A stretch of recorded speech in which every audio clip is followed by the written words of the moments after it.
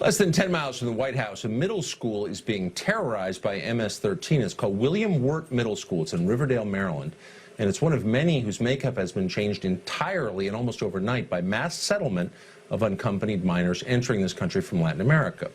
Now, according to the Washington Post, MS-13 members in the school start fights, sell drugs, rape fellow students.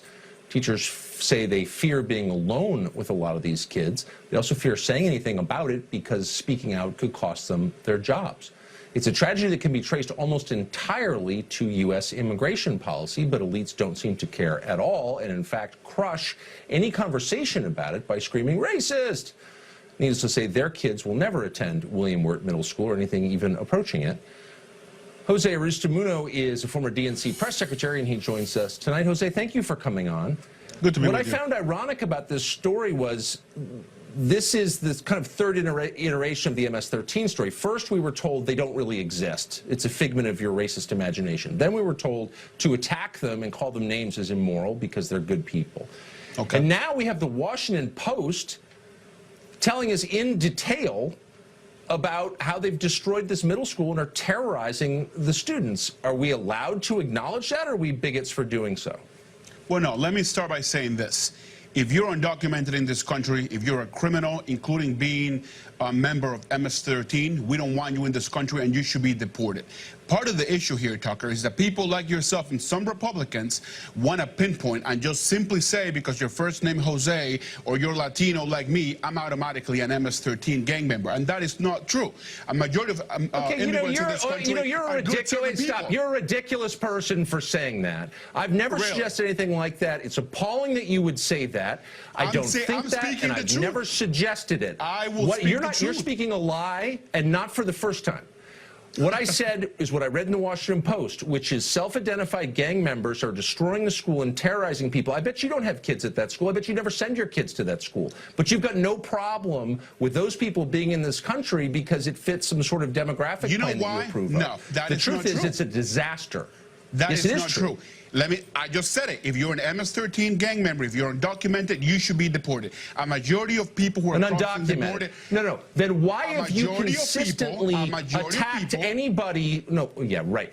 Nobody has said that the majority of immigrants are criminals or bad. I'm not saying that. I don't think it. What I am saying is that we don't know the identity of people coming. He has not said that. You're lying for political gain, as always. What I have said, and what I think many normal people have said, is that we don't know who's coming into this country. We don't know anything about them. There are 20 million of them living here. We don't know their identities, their backgrounds. I got an idea for you. And some of them are bad people. Okay, so you know what we do? Let me tell you what we do. We pass comprehensive immigration reform. We legalize a majority of people. It would be a whole lot easier, Tucker, to actually look for the real criminals if we legalize the good ones. Don't you think so? How would, yeah.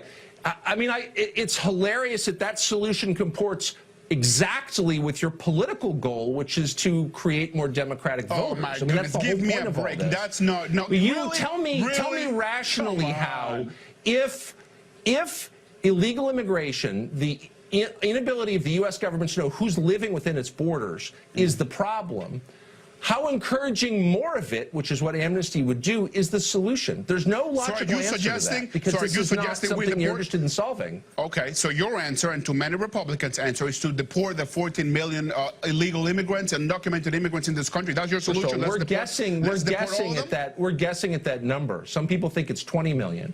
Okay, I think 20 million, 14 million. What do we do? When wage growth has been stagnant, and the cost of everything is growing much faster than the growth in wages, you need to stop the ability of employers to hire cheaper people because they're here illegally. We need to make E-Verify mandatory. You cannot hire people here illegally. No. Look, if you bothered to learn anything about this subject, if you took it seriously, we're bigger than a political issue, I take it very seriously. No, you don't know nothing about it. Then you would find I am telling you that we have a choice to make us Americans. About it. I know more than you. Then why should an employer? You know nothing. You know nothing. I know more than you. Why would an employer in this country be allowed to hire someone illegally, depressing wages for American citizens? You want to fix that? You want to fix that problem? We reform the system. We legalize the people that are already here. You could do That's what we do. Legalize it. No, you could do it tomorrow. Why should employers be allowed to hire illegal aliens? I'm going to say it again. Look we right in have the camera two and tell choices. me why they should be allowed to do that. We got two choices here, Tucker. We got two choices. We deport the 14 million or 20 million, whatever number, or we legalize them. This is just we put another them in a path stupid to political talking citizenship, point so we from can a actually get stupid him out of the person. shadow. Whatever. No, we you know what? get him out of the shadows. I don't have time for conversations with people who don't know what they're talking about and haven't thought it through and want to come on and spew more talking points and call anybody who disagrees a racist, which is what you did in the very first sentence of this segment. Because that's what you guys have done from the very beginning. Yeah, you're pathetic. Well, recently you've seen an obsession in the press with the notion that it is particularly evil, utterly immoral, to separate illegal immigrant parents from their children. Here's part of the outcry. Taking children from their parents, from their families, from their mothers must stop, and it is not negotiable. Invest in children where we don't tear them from the loving arms of their mothers and their fathers. The fact that those families are being separated at the border, the fact that children are being torn out of the arms of their mothers is on Donald Trump's head and nobody else. There are a lot of sad stories out there, for sure. But let's put this in perspective. Parents are separated from their children every day in this country. American citizens separated from their children. That happens when they're arrested, whether it's for theft or drug dealing or tax evasion or whatever, and nobody cares. But once again, to the left, illegal immigrants are special, and they have more rights than you do. David Bernstein is the founder of Run for America and joins us now. David, look, I think it's, as a father of many children, I think it's crushing when parents are separated from their kids. But I wonder why this is only suddenly news. How many, just for example, children right now, American children, are living without a parent who is behind bars in this country? Do you have any idea? Well, look, I don't have the exact numbers in front of me, but we know that it's actually quite sizable, and they're there for all sorts of crimes. 2.4 million. Yes. Yes. Right. So the majority of American prisoners have American children from whom they're separated. Yep. And that's a sad thing. I haven't heard anybody on the left mention that because they're not illegal aliens. Well, and I just wonder why the focus on the pathos of these stories while the suffering of American citizens of the exact same kind is being completely ignored by you and your fellow liberals. Why? Well, first of all, I'm not ignoring it. I'm here talking about it with you, and I think it is unfortunate because research shows us that parents who are and parents and children, when they're separated, incurs tremendous trauma on children, right? And we have a system in this country to deal with that. I think the reality is for the people who are being separated at the border, a lot of these people are already coming from very traumatic situations, so it makes it a little bit different. But I agree, Tucker, that there should be a broader outcry about all the So ways you think most American prison inmates grew up in Greenwich and went to Choate? No. No. Actually, they grew up in poverty and in circumstances that rival those in Tegucigalpa. So let's be real here. If we really cared about American citizens as much as you care about illegal aliens, we absolutely should have a better system for how we deal with I don't think we even have a system. Aliens. We don't. You're right. We have the foster care system in this country. If you really want to talk about the crisis for I'm families very aware of it. and children in this country, the foster care system in this country is riddled with corruption, is crying out for reform. It's one of the many things that we could actually do. We could actually come together on a bipartisan basis, but people are too interested in stoking fear around immigration and issues like this, like you on this show, really? Because I guess I see it a little differently, because here I am reminding you that the crime that you're so upset about is taking place and hurting Americans, but you don't care. So, for example, I am upset about you had 60,000 Americans die last year of drug ODs. If you saw that is the a same devastating fact, Tucker. But we don't care about fentanyl coming over the border. What if the same proportion of illegal aliens were dying? What if illegal aliens were dying of fentanyl, not just dealing it, which they are? If they were dying of it, do you think that we would sit back and say, we can't do anything about it, it's a demand problem? I don't think we would, actually. No, absolutely not. And the reality is, Tucker, that there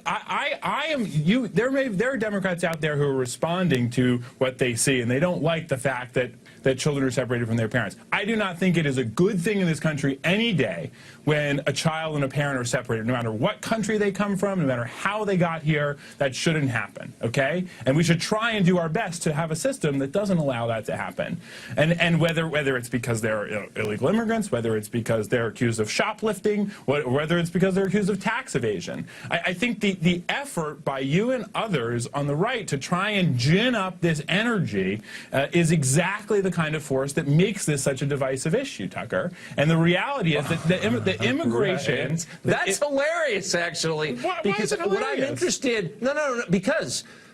I don't find anything about this situation There's a principle at stake here. funny. No, it's hilarious because you and Elizabeth Warren jumping up and down. He's got blood on his hands. It's on his head. This happens every day, and you guys don't care because it's happening to Americans. I care. Well, let's talk solutions. I'm here to tell you. I've been telling you this whole 'Cause segment that I care. I haven't. Yeah, I don't think you've actually been raising much of a hue and cry about this. When tax evaders go to jail and leave their small kids at home, it's like, that's fine. That's the price you pay when you commit a crime. So what is the answer? That if you have a small child at home and you commit a crime, we don't incarcerate you? I mean, is there a simple solution that I'm missing because I'm ginning up fear or evil? I mean, what is the solution exactly? There's absolutely not a simple solution, Tucker, to this problem. Then why are you pretending there is? Why are you pretending there is? You and Elizabeth Warren. Excuse me. Like Trump I never said there's a simple solution to this problem because this is certainly not a cut and dry problem. What we could do in this country, is have a different system for how we look at criminal justice, for instance. And the president, who's been eager to pardon people who Kim Kardashian puts in front of him,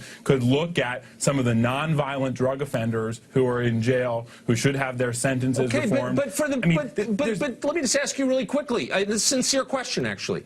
If someone has a small child at home, should we punish him differently for a crime?